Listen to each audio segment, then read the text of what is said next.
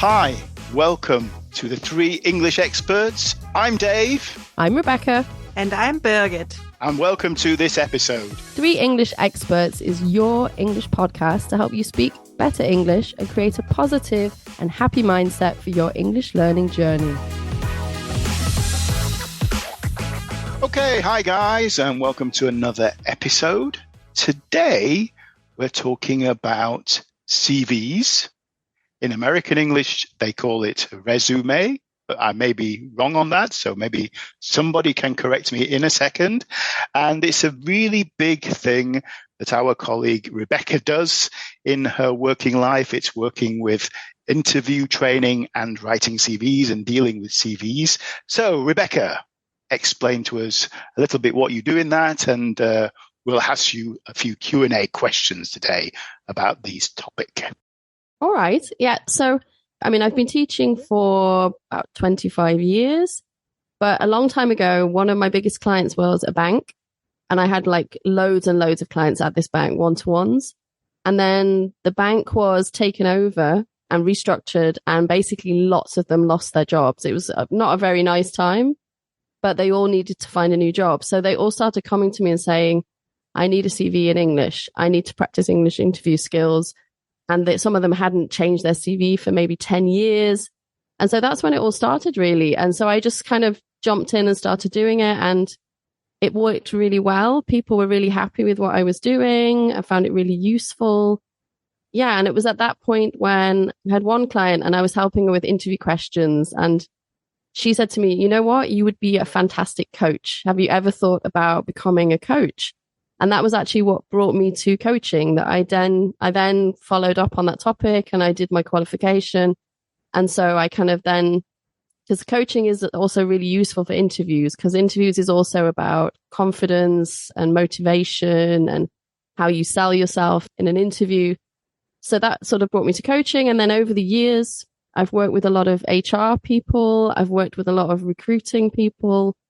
And I've just learned from them, really, what makes a good CV, what makes a good interview. And then a few years ago, I started working with an executive headhunter here in Frankfurt, really great company. And they send me their candidates sometimes. So they might have a candidate for a position and they say, he's perfect candidate, but his English is not great. Go to Rebecca, do some coaching, sort it out, and which is brilliant. And I love it. It's fun. And I followed people through their careers. I have people who I helped maybe 15 years ago. Oh, wow. 5 years later. Yeah, that's really cool. And they come back and go, I'm looking again. Or I'm even just changing within the company. And can you help me again? So I followed people's whole careers. And it's really nice. It's fun. And I just found out that I was good at it and I keep doing it. And so most people who I work with come from word of mouth. They tell somebody, I worked with this person. So I don't really advertise it so much, but it is a large part of what I do. Word of mouth, best way to work, isn't it? Word of mouth, absolutely. Yeah. And it's the best testimonial when people recommend me to other people, or they come back again and want to work with me again. So that's always really nice feedback. Super. Yeah. And that's a difficult issue to write a CV in English. I sometimes do that with clients, that I ask them to prepare, because this is thinking about what their background is, what they did in their life, starting from after school. That's difficult vocabulary, because when you need to introduce yourself, that always comes up. So I ask them to prepare one page and we talk about this. But that's only one feature. You can have that online. But what is the difference between a British or an English or an American CV and a German CV?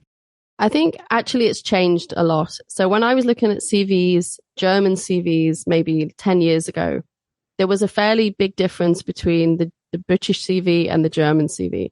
German CVs then were always very short. Sometimes they were like one page.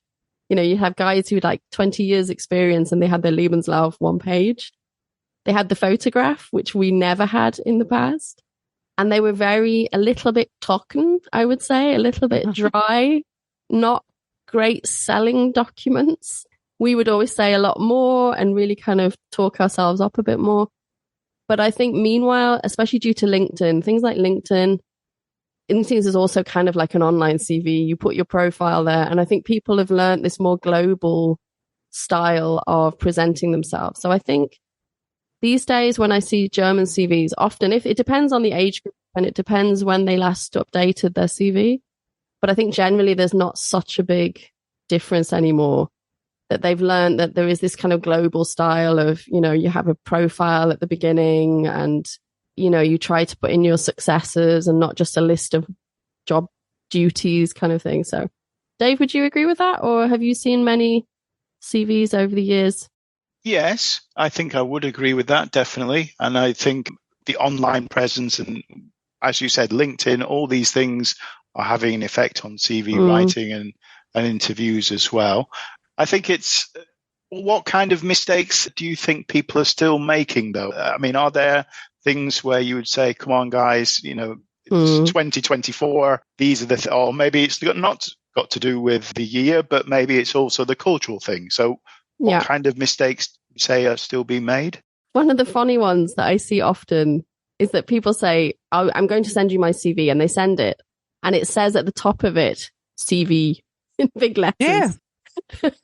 Or curriculum vitae, And I think you don't need to put a title on it. I know what it is. And it's like, immediately when you look at it as a document, you can see it's a CV. It's not a burger menu. It's pretty obvious what it is. Or you just put your name in big letters at the top and then it's clear, okay, this is Dave's. But there's a lot of people still do that. Did you do that in the past, Birgit? Did people write Lebenslauf? Definitely. It needed to be on there. Yeah, did definitely. it? Oh, yes, actually had to be. It had to be on there. Yeah, definitely. Interesting. And that's how we learned it. And it's very fascinating to reflect on that again, because this issue, what you said about selling yourself and being so dry. Yeah, that's what we learned. Just be very factual. Don't put any. Yeah. I agree that it's much nicer to read some personality out or put the skills first, the resume, and sorry, just one question before I forget that, because you said about the photo we never did. Is that now common that you would send a photo? No. I don't think it's common on the actual CV, but these days everybody's got an online profile on somewhere like LinkedIn. So recruiters will find your photo somewhere, I think.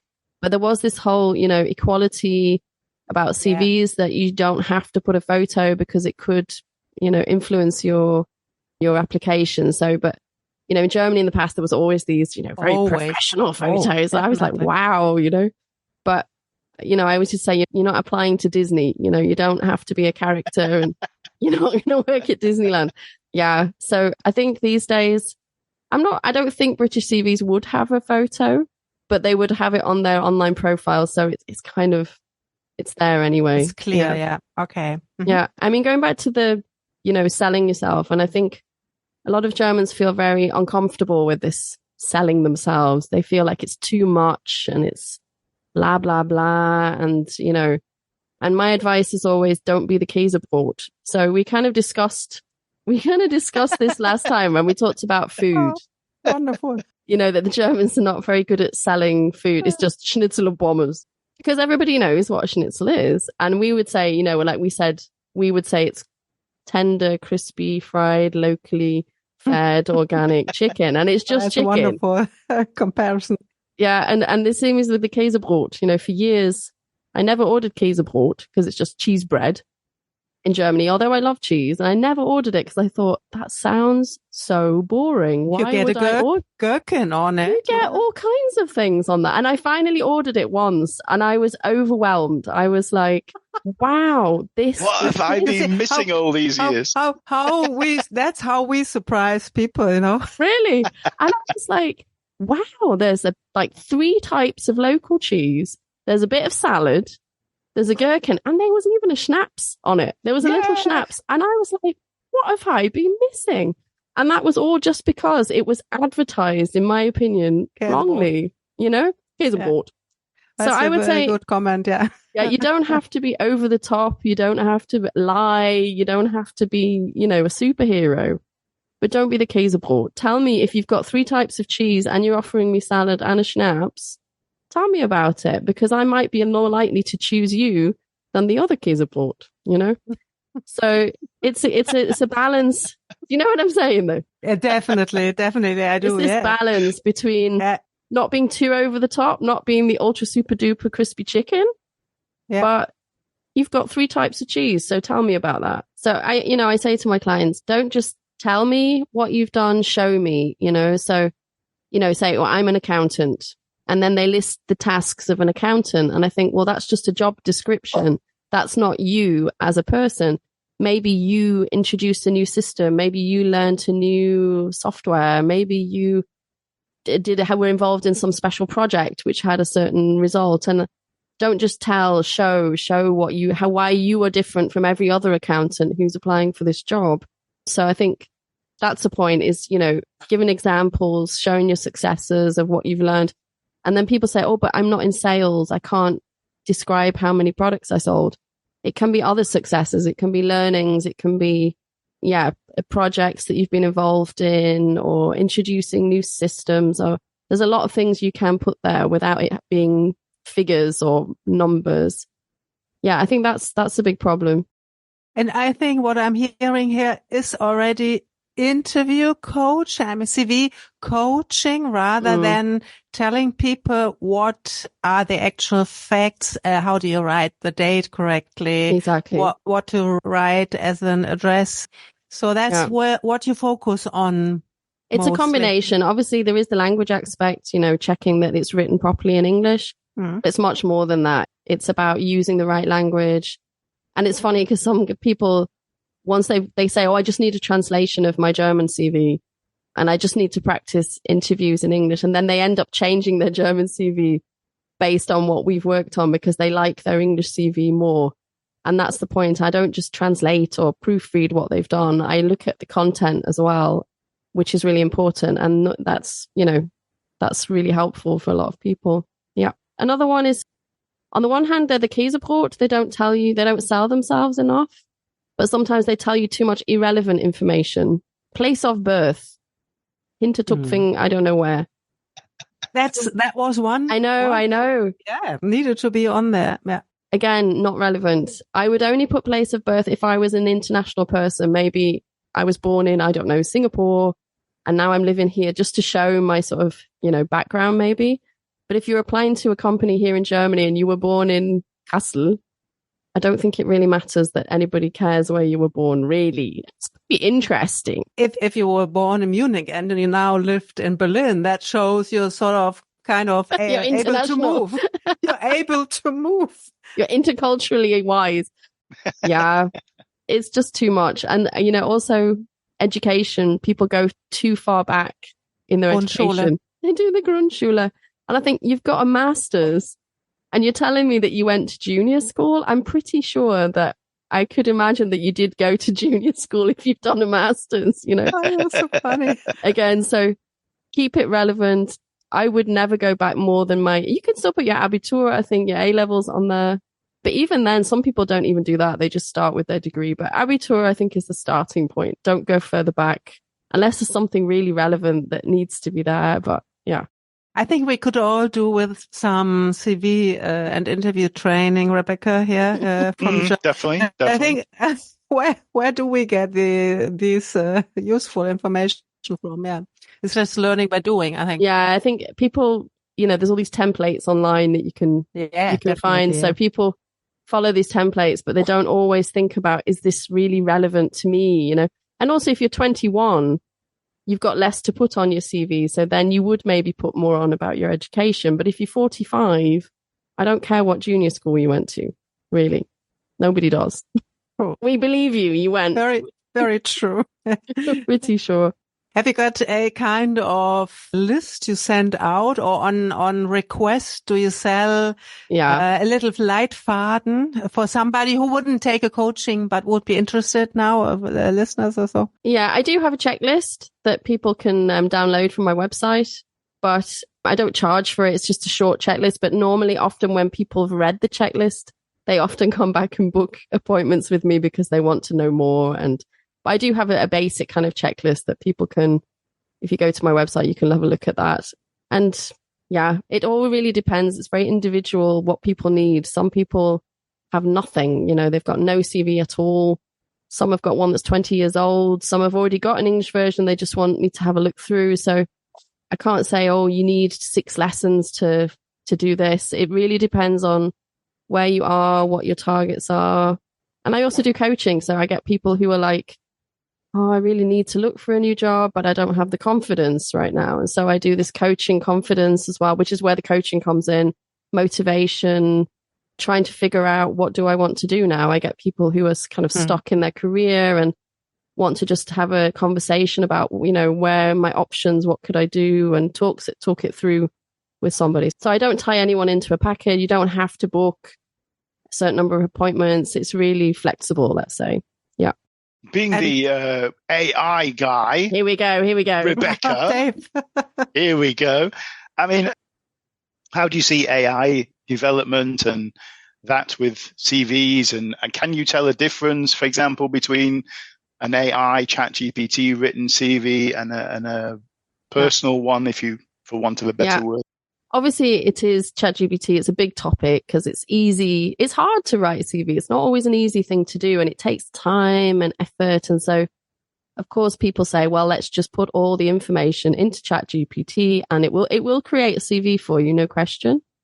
But I can see when it's being written by ChatGPT, and if I can see it, then I'm pretty sure that most HR and recruiting people who see them every single day can also see that.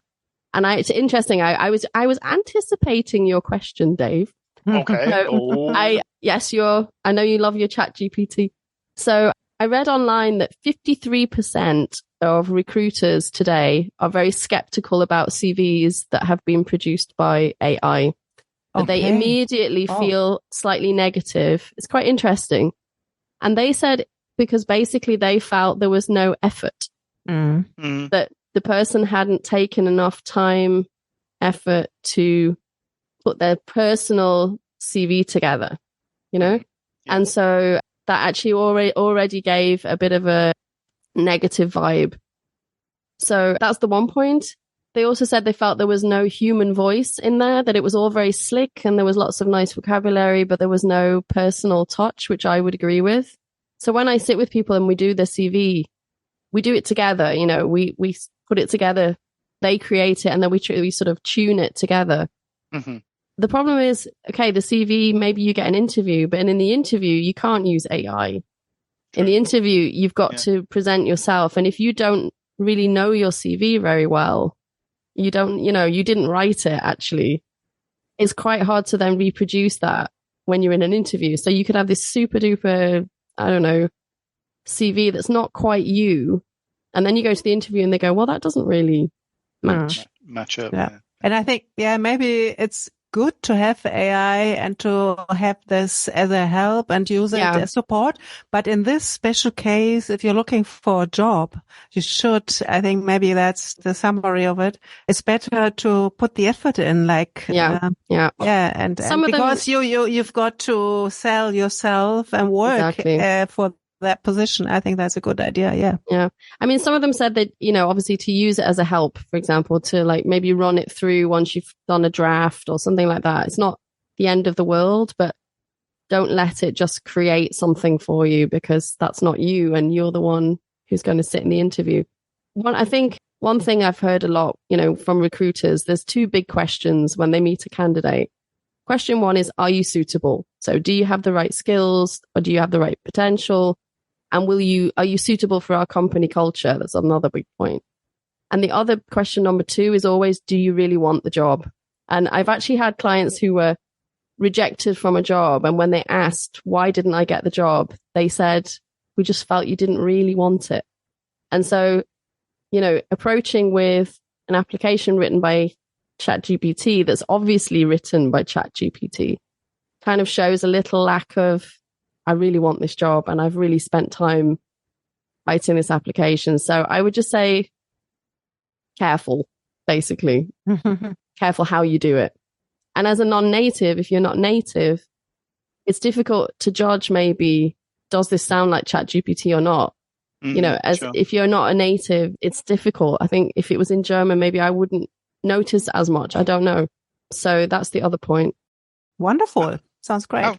Nowadays, do you think they ask tricky questions to trick people up? I mean, or was this more of or maybe I'm even wrong in that, I don't know. But sometimes you get the impression that in the past, often they tried to trip candidates up with really tricky questions. Is that something that people should be aware of nowadays, or?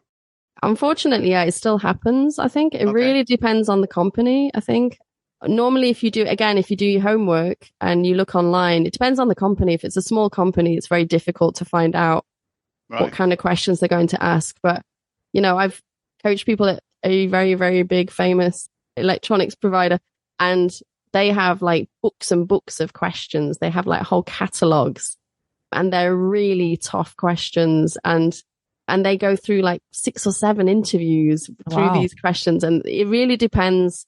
And then other places, it's a one interview and it's pretty straightforward questions that you would kind of expect. So you have to kind of be prepared a little bit for everything.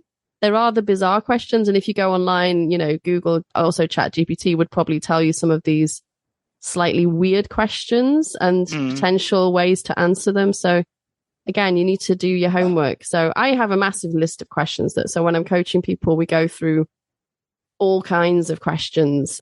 And so that we're really kind of prepared for every scenario. But a lot of the answers we prepare fit for probably 5 or 6 different questions. Yeah. That's the point. It's not like you need 200 answers. A lot of them are interchangeable. So, yeah. When was the last time you were in a job interview looking for a job, Rebecca? See, that's interesting because people ask me that because I do all of this and then they think, well, when did I last do an interview? I mean, in German, maybe even? Yeah, in German, actually, because my interviews basically are my sales pitches. So when if a company contacts me and say, we would like to work with you, or we have a tender for English training, and then I go and I do a sales pitch. And to me, that is an interview because it's the same thing. I'm selling myself and I'm talking about my career and I'm selling my services. So probably the last one, I don't know. It's a few months ago. No, probably last year, I think I did a pitch. Okay. It's just all experience that I've gained over the years from different places and and obviously an interest you take. You say you like it, you enjoy it, and you thought, oh, that's absolutely a need. I want to help the people. And David, when was the last time you were in an interview? Maybe German? Even can you remember that? I don't really know, to be honest. I mean, I would agree with Rebecca in the sense of if I'm talking to a possible new client, kind of pitching myself, then you could see that as an interview as well. It is, yeah, really. A real job interview, I don't really remember. Many years ago. and so I think if Rebecca was to look at my CV as well, even she'd probably think, are you worried now? Right. Oh, yeah. I think you might get an email from me later on today, Rebecca. Can you just have a look over my CV and possibly no problem, Dave, send it over. Suggest a few recommendations. Give me some recommendations. Yeah. Send it over. Yeah. I do them in German as well. Sometimes people send me their German CV, and I also not proofread them from a language point of view, because obviously, but I do proofread from a content point of view, and just even formatting. People still get formatting wrong. They choose really complicated formatting and funny fonts and things. And again, nice to have templates, but make it easy to read. It's just a basic, real back to basics. Yeah. So I suppose when you say how long does it take to get prepared, I guess there's no one size fits all. I would say don't underestimate how long people, they ring me up and they go, I've got an interview on Monday and it's Friday, and I go, wow. And they go, I'm not really prepared. And I think, wow, okay, that's a bit of a problem. I think, even if you're not actively looking for a job right now, it's never bad to keep your CV up to date. And like we said, agree. You can also use it for your LinkedIn profile and other things. So it's never a bad thing to work on. And you never know when an opportunity comes up where you just need it quickly and then you're not ready. And then everyone gets to a complete panic zone. So be prepared, I would say, is the best advice. Yes, and I agree strongly with that, especially with people who learn English or try to get better. just test yourself. Are you able to talk about your what you did in the past, about your CV steps and career without a problem? And if not, write it down. I think that's to have it there. It's always good. Yeah, always good definitely, practice. definitely. Always good practice. Yeah. And, some people say, oh, well, my plan is to only work for German companies for the rest of my life. I'm not planning to go abroad. What they don't think about is that maybe your company gets taken over by a global company, could be French, could be American, could be any nationality. And suddenly all the HR stuff is done in English. I've seen that so many times. Mm-hmm. So even if you're going internally for a new position, they want an English version of your CV to give to the head of HR in Paris or something. Yeah, so never underestimate when you might actually, even if you don't want to do it, you might actually need it. And I think that's another good point, that people don't always think about that. They just think, wow. The more people are coming from out of Germany to work in companies as well, that the languages are also changing in the companies, aren't they? More and more are shifting to English based as well. Yeah, absolutely. So if anybody's interested, you can reach me at my website, rebeccadeacon.com, or I'm on LinkedIn. You can find me on LinkedIn, or you can find me through this podcast. Also, I have some spaces at the moment. So if it's on your to-do list, then just, I always give my clients a 15, 20-minute free consultation in German or in English. I don't mind. And then we can figure out a plan for you. Take it from there. Not to be a Käsebrot. I'll take that out. Yeah, don't be the Käsebrot. Be the 3 Wonderful. cheese with the salad and the schnapps. It's much more attractive. That's the word for the day. Don't be a cheese bread. Don't be a cheese bread. Yeah, don't be the cheese bread. It's a good wrap up. Yeah. So this was very interesting today. And next time we're going to look at something we already talked about in one of our earlier episodes, typical mistakes that maybe learners of English make, maybe German learners. And we will have a second part of that because there's so many of them. So there will come some grammar will come into it, and also maybe false friends. Something that's rather typical. We all know this. Dave lived a long time in Germany. Sorry, Rebecca has been living here for a long time. I'm sure there will be lots of input for you. Hopefully you will listen to us again. So bye for now. Thanks for listening. Bye. Bye. Thank you so much for pressing play today. If you have any comments, questions, or perhaps suggestions for future episodes, feel free to contact us at our website, 3englishexperts.com. Have a great day and see you next time.